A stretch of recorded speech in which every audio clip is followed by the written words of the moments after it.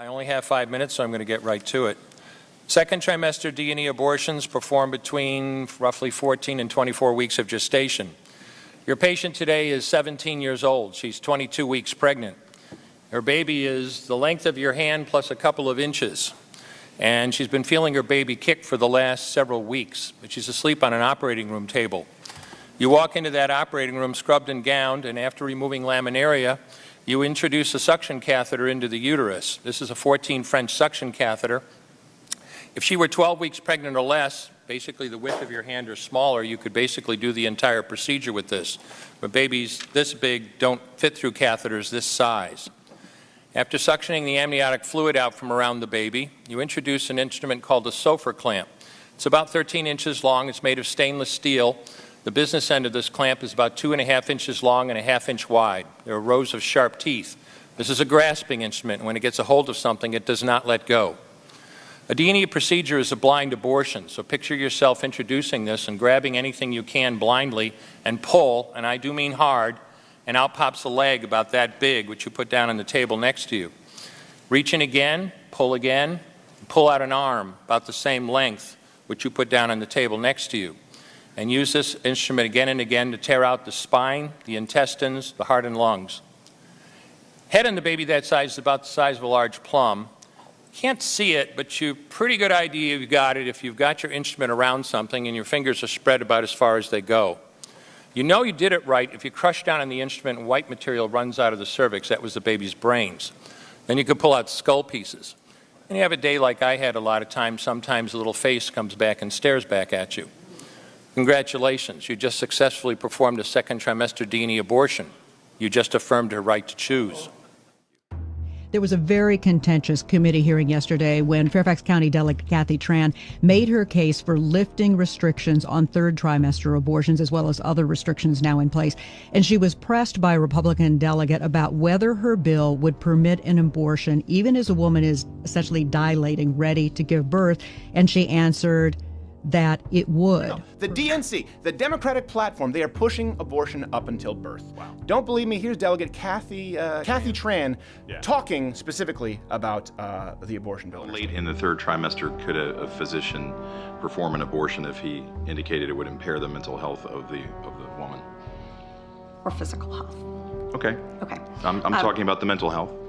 So, I mean, through the third trimester. The third trimester goes all the way up to 40 weeks. Okay, but to the end of the third trimester. Yep, I don't think we have a limit in the bill. So,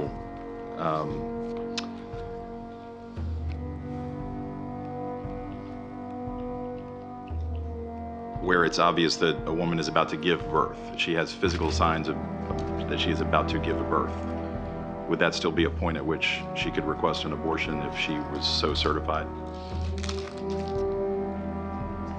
She's dilating.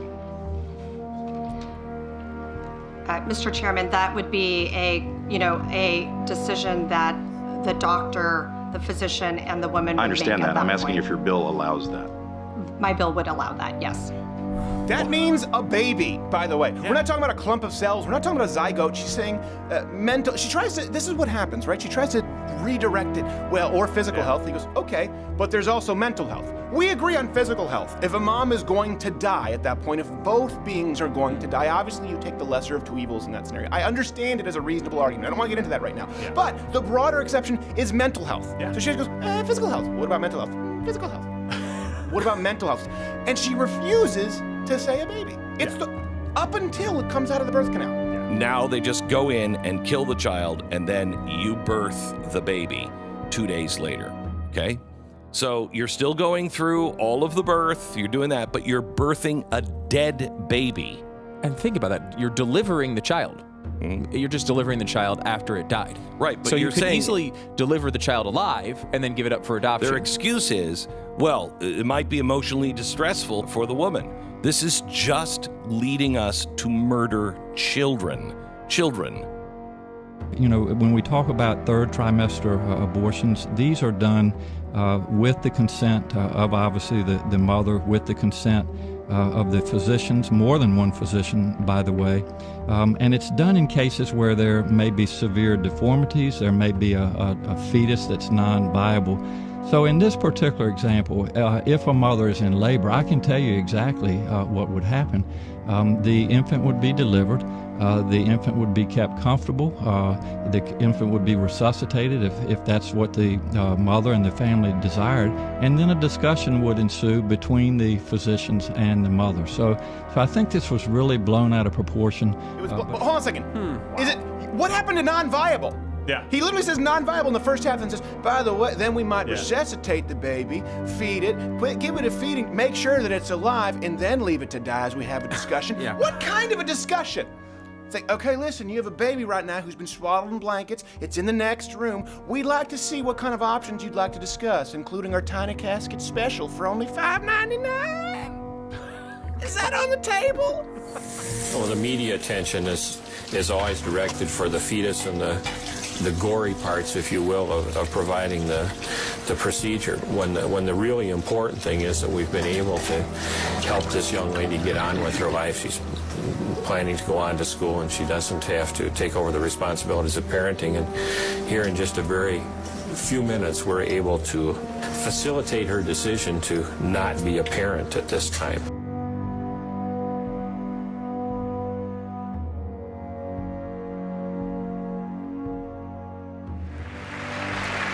There could be no greater contrast to the beautiful image of a mother holding her infant child than the chilling displays our nation saw in recent days.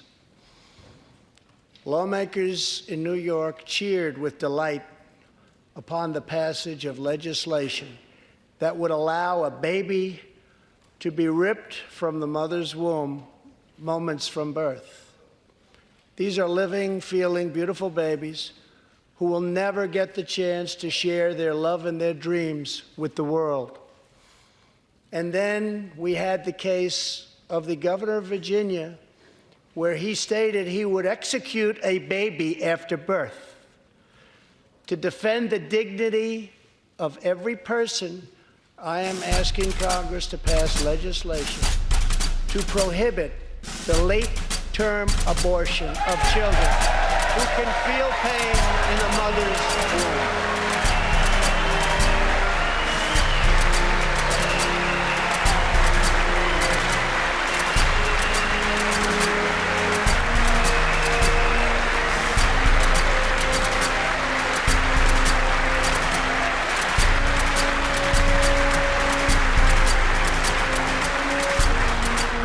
Let us work together to build a culture that cherishes innocent life.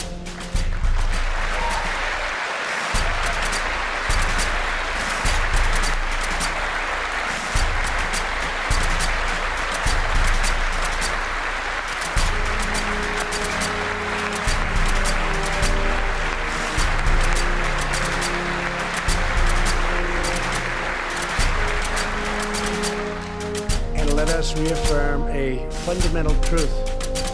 All children, born and unborn, are made in the holy image of God.